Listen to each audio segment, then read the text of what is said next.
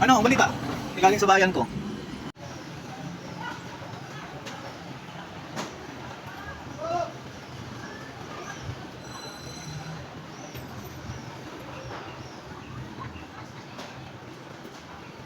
Sa bahay kung nandun pa yung pinagpabasa ng kanto. Pero malinipit lang yun.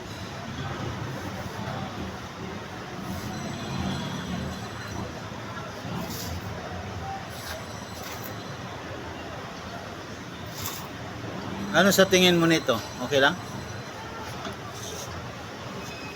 Oo. Bahay sana yan. Wala ako sa mood nung buwan ako. Tinanggal ko yung bahay. Linagyan ko ng poste. Ah, okay pa rin.